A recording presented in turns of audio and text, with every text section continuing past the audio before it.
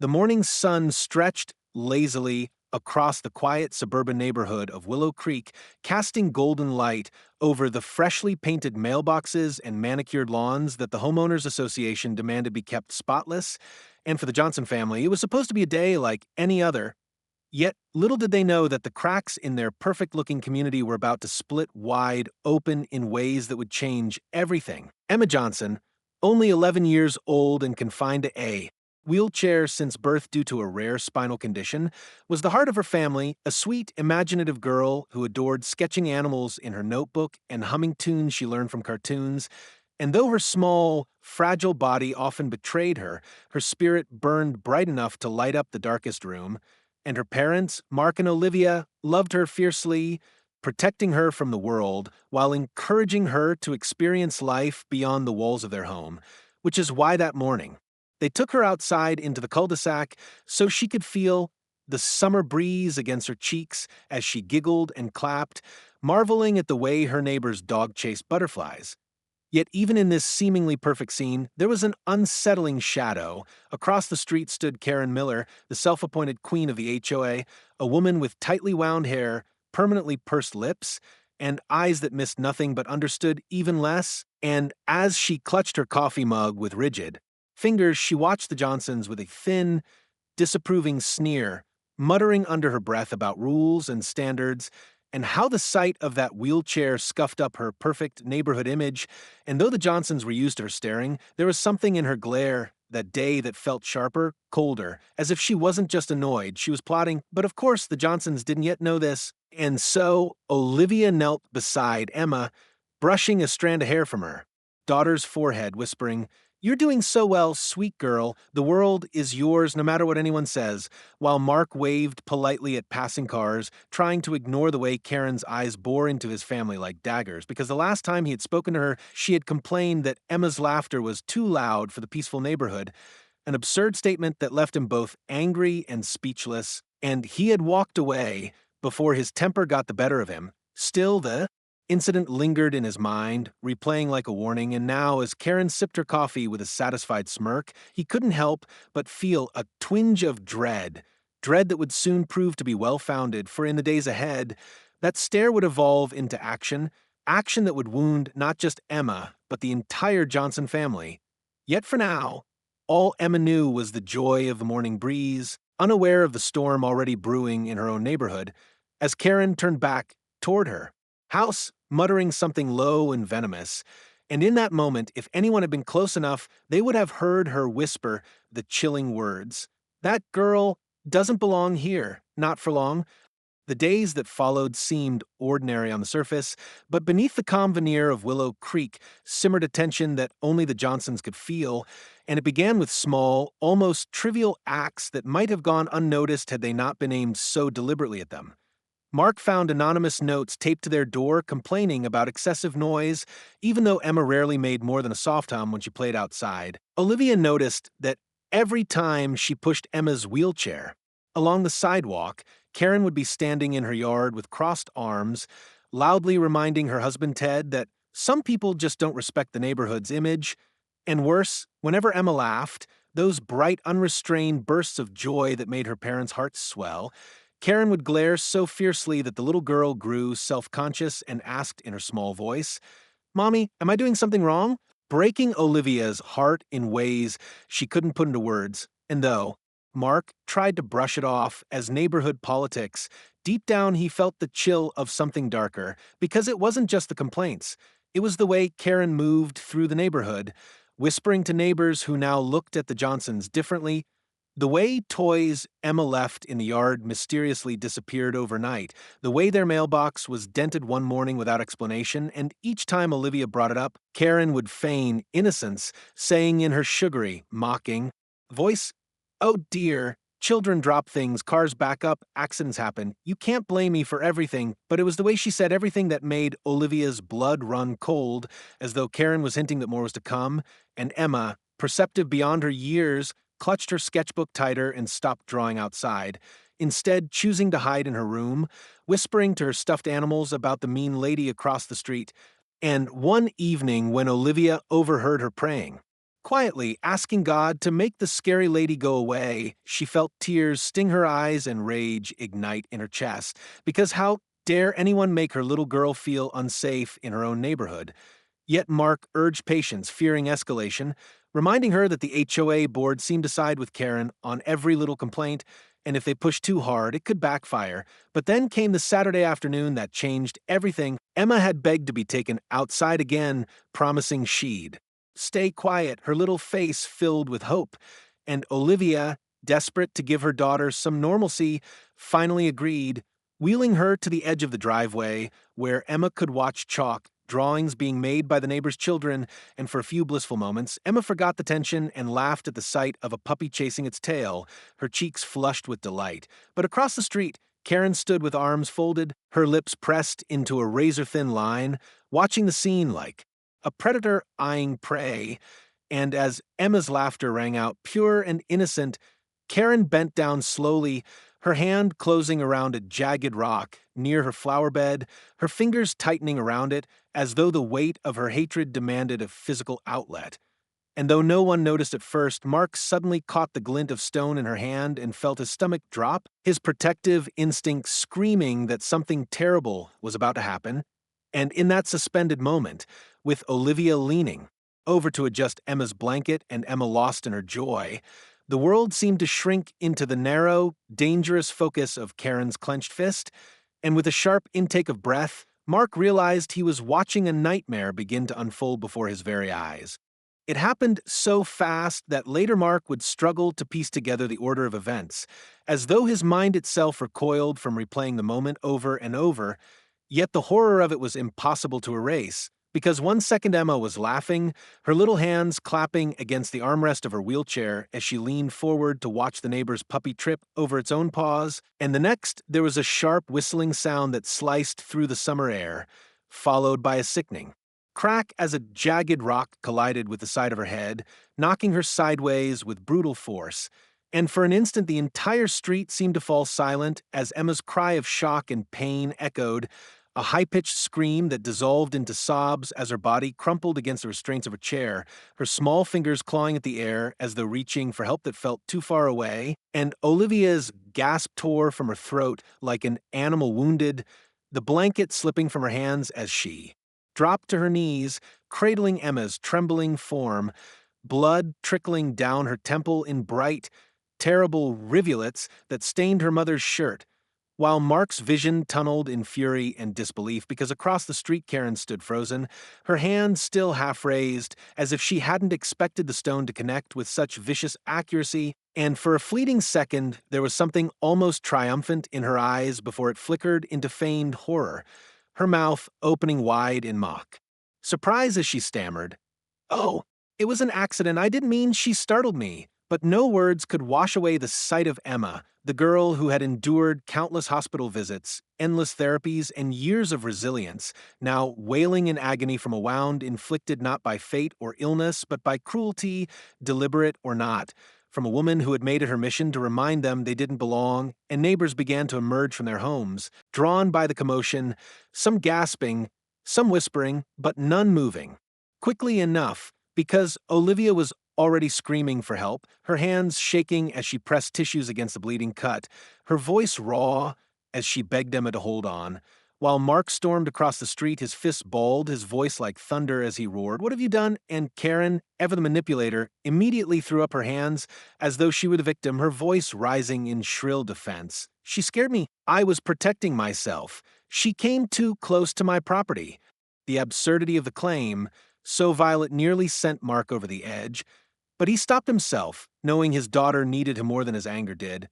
and he spun back toward Olivia, who was rocking Emma back and forth as though she could will away the pain, her tears falling onto her daughter's cheeks, mingling with the blood, and in that moment the world felt crueler than ever, every second stretching like a lifetime as they waited for an ambulance that seemed to take forever, each heartbeat, echoing the same unbearable question, would Emma be okay? And when the sirens finally wailed in the distance, Mark's knees nearly buckled with relief, though the hatred burning in his chest for Karen was something primal, something dangerous, and though she continued to babble excuses to the gathering crowd, insisting she had just been gardening and the rock slipped. The look in her eyes betrayed her, cold and unapologetic, as though deep down she felt justified. And as paramedics rushed in to tend to Emma, strapping her gently to a stretcher, while she whimpered for her mother, Olivia climbed into the ambulance, clutching her daughter's hand with a strength born only of desperation.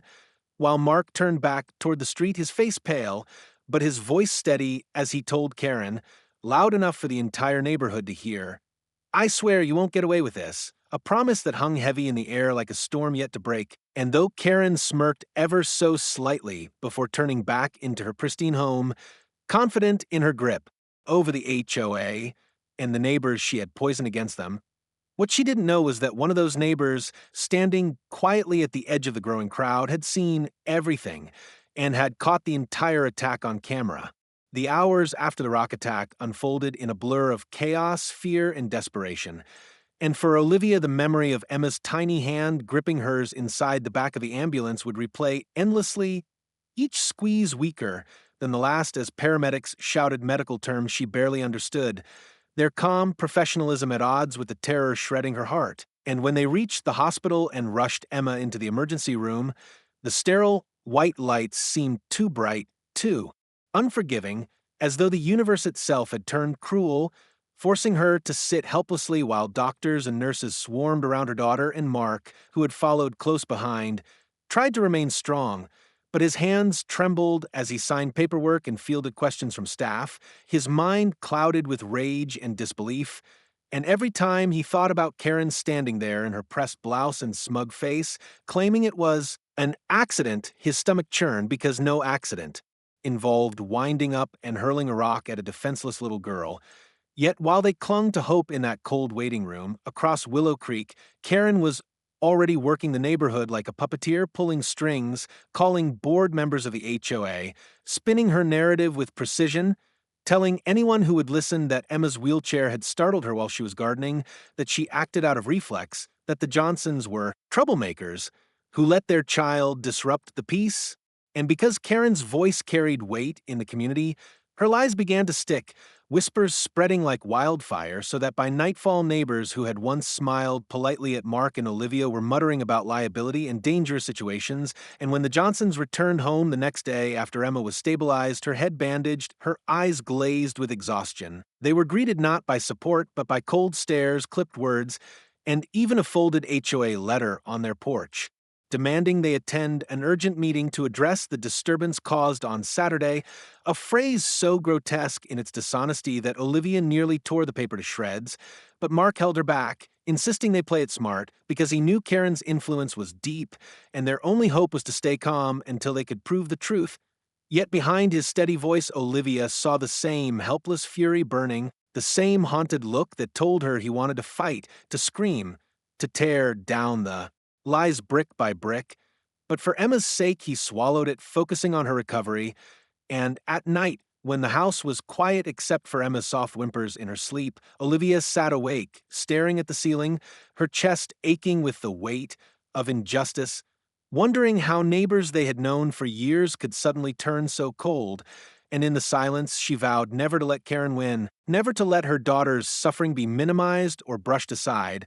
But the cruelty of the situation deepened. Days later, when the HOA meeting finally arrived, and as the Johnsons walked into the stuffy clubhouse with Emma in her chair, her small body dwarfed by the oversized bandage still wrapped around her head, Karen stood at the front, polished and poised like a politician, greeting others with a saccharine smile before turning to them with a look of feigned sympathy, her voice dripping with condescension as she addressed the crowd. "I think we all know what happened was an unfortunate accident, but the Johnsons have turned it into unnecessary drama, and we as a community must decide if their behavior aligns with the standards we all agreed to uphold." Words so venomous yet cloaked in civility that Olivia's fingernails dug into her palms to keep from screaming,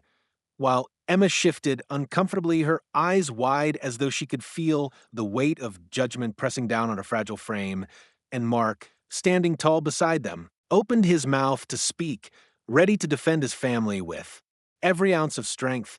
But before he could, Karen leaned closer to the board table, her smirk widening as she revealed the trump card she thought would silence them once and for all. Several neighbors have already given statements supporting my account, so unless the Johnsons can provide real evidence to the contrary, I think this matter should be closed. And the room hummed with murmurs of agreement, the tide turning against them, the sense of isolation crushing.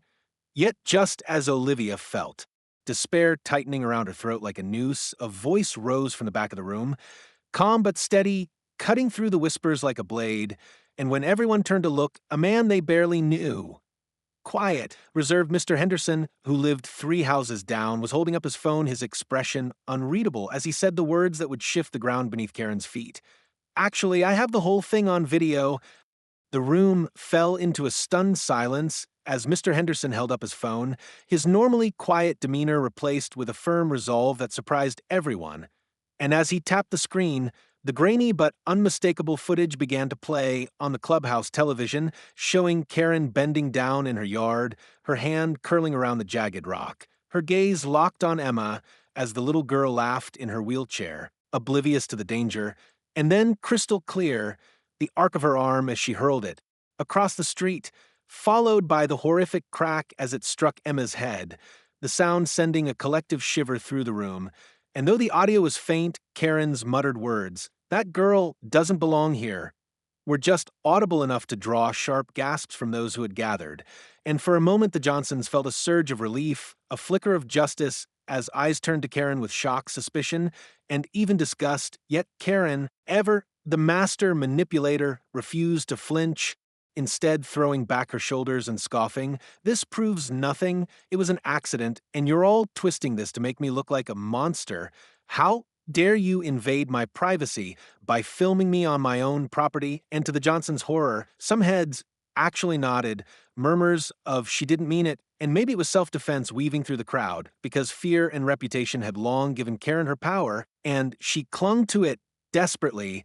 painting herself as the victim, accusing Mr. Henderson of harassment, and even suggesting that the Johnsons had orchestrated this to gain sympathy, a claim so vile that Olivia nearly collapsed from fury, her knees weak as she clutched Emma's shoulder, whispering promises of protection, while Mark's jaw clenched so tight he thought his teeth might crack. Yet when he rose to speak, his voice carried the weight of a father's pain, trembling but fierce as he described the hours in the hospital, the blood soaking his wife's shirt, the nights of his daughter crying in her sleep from nightmares, asking why the lady across the street hated her. And as his words filled the room, more neighbors began to shift uneasily, torn between the evidence they'd seen and the intimidation they'd long endured under Karen's rule.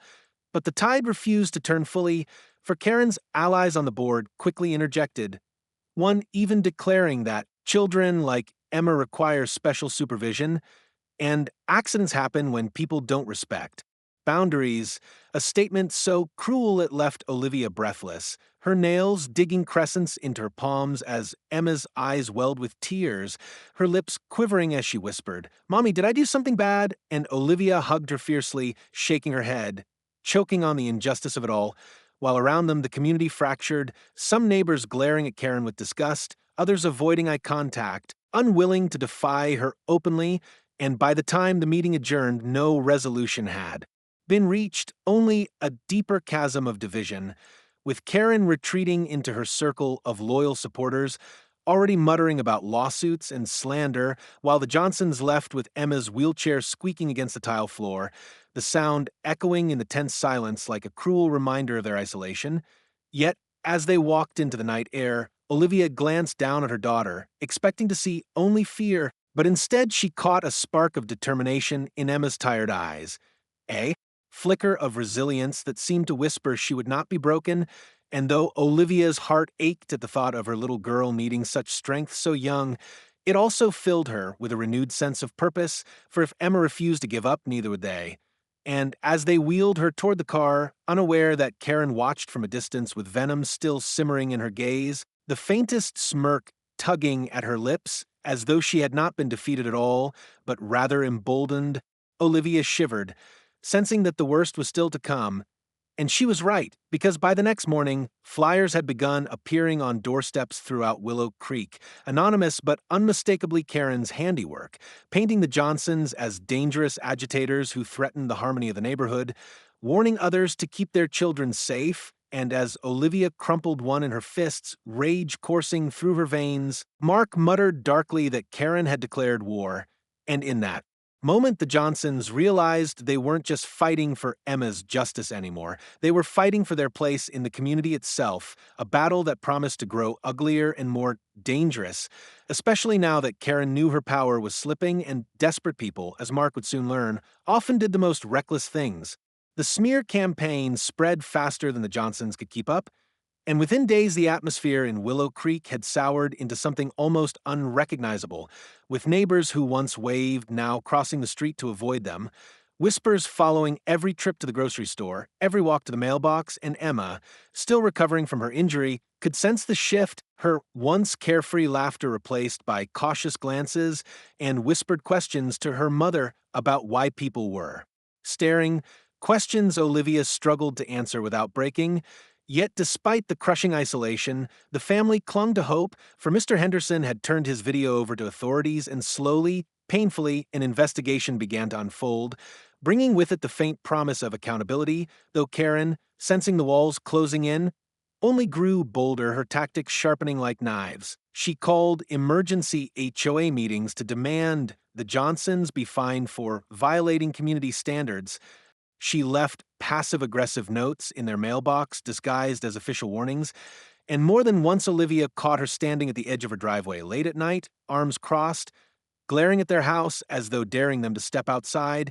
And though Mark tried to reassure his wife that justice would come through the proper channels, he too felt the weight of dread, his dreams plagued by visions of Karen's smirk, and one evening, after a particularly tense HOA gathering where the board refused to acknowledge the video as definitive evidence, Karen cornered Olivia in the parking lot, her perfume cloying and her words dripping venom as she hissed, "You think you can turn this neighborhood against me? You'll never win because people like you don't belong here. You're weak and sooner or later everyone will see it." And though Olivia's instinct was to lash out, she froze under the icy conviction in Karen's eyes, a chill running down her spine that no amount of courage could shake, for it wasn't just malice she saw there, it was something darker, unhinged, the look of someone who had convinced herself she was untouchable, and that night, as she lay awake, listening to Emma's labored breathing in the next room, Olivia realized with a sinking certainty that Karen wasn't going to stop, not until she had destroyed them or been destroyed herself. Meanwhile, Mr. Henderson, guilt gnawing at him for not speaking out sooner, began working quietly behind the scenes, reaching out to other neighbors who had suffered Karen's bullying, collecting their stories, and though many were afraid to go public, a few brave voices started to emerge, their accounts painting a picture of a woman who had terrorized the community for years, manipulating rules, intimidating families, and silencing dissent. And when Henderson presented these testimonies to the Johnsons, Olivia felt both relief and fear. Relief that they weren't alone. Fear that Karen would retaliate with even greater force. And she was right, because just days later, Mark returned home from work to find their garage spray-painted with the words "Get Out" in dripping red letters, the message as clear as it was chilling, and though they reported it to the police, no one was arrested, no one held accountable, leaving them vulnerable, exposed, and furious. Yet instead of breaking Emma, the cruelty seemed to awaken something in her, and one evening as she sat sketching quietly, she looked up at her parents and whispered, "We can't let her win, Daddy. We're stronger than her." Words so simple yet so powerful that Mark felt his throat tighten, his heart swelling with pride and sorrow. Because even in her pain, even after being knocked to the ground by hate, his little girl still carried more courage than most adults, and he vowed then and there to fight harder than ever, no matter the cost. But Karen, ever perceptive, seemed to sense this renewed resolve, and at the next HOA meeting, when evidence of her threats was finally raised, she exploded, slamming her hands on the table and shouting at Olivia, "You're lying. You're poisoning this community. If you think you can take me down, you'll regret it." Her voice echoing in the stunned silence, eyes wild, mask slipping completely, and though the board quickly adjourned the meeting in embarrassment, the damage had been done. The neighbors who once whispered excuses now seeing her fury for what it truly was.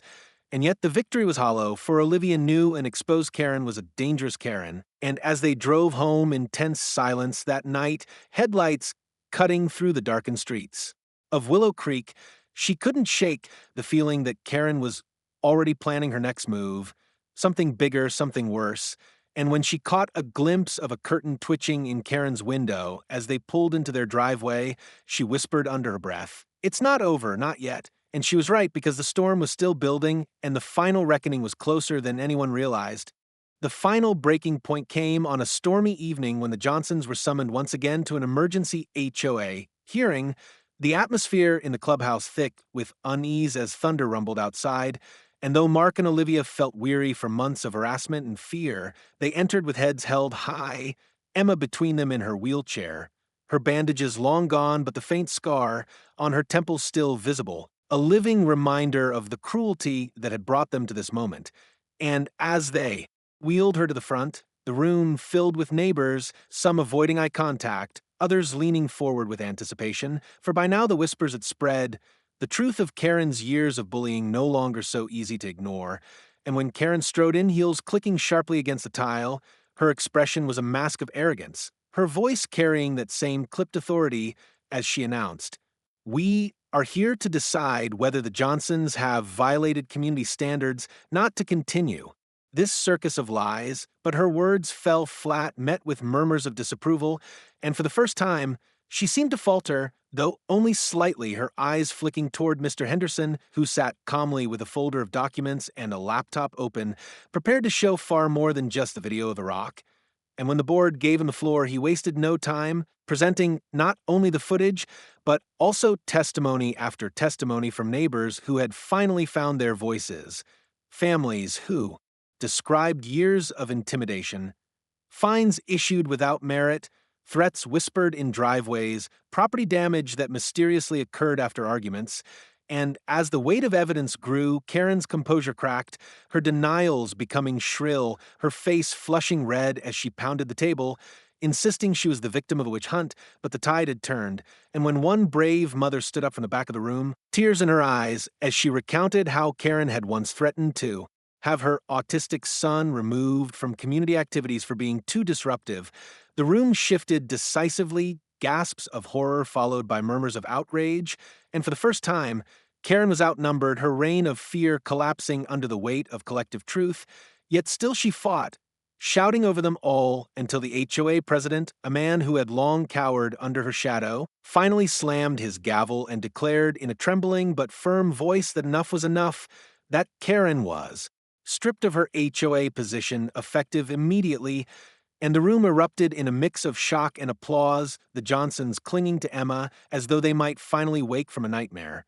But even then Karen refused to go, quietly storming toward Olivia with wild eyes hissing, "This isn't over, you'll regret this," only to be intercepted by two officers who had been called to maintain order, their hands firm on her arms as they led her away, her shrieks echoing in the hall, promising vengeance, even as her neighbors turned their backs on her. And in that moment, standing in the center of the clubhouse with Emma's small hand in hers, Olivia felt both the sting of the past and the sweetness of justice, her tears falling not from fear, but from the release of months of tension. And Mark, his voice breaking, whispered to his daughter, "We did it, sweetheart. You're safe now," though Emma, with the innocence and wisdom only a child could possess, looked up at him and said softly, "We didn't just win. Daddy, we showed them I'm not weak." And the power of those words rippled through the room, neighbors nodding, some openly crying as they realized the truth.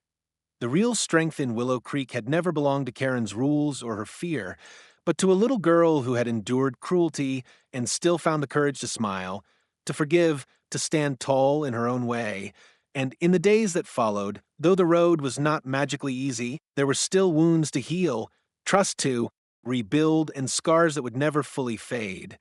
The Johnsons found themselves surrounded by newfound allies, neighbors who offered meals, rides, and friendship, ashamed they had not spoken sooner but determined to make amends. And Emma, though she still carried nightmares, also carried pride, sketching scenes of butterflies and laughter once more, her drawings now brighter, bolder, filled with hope, while Karen's house, once the symbol of dominance, stood dark and empty, a for sale sign, hammered into the lawn like a final admission of defeat.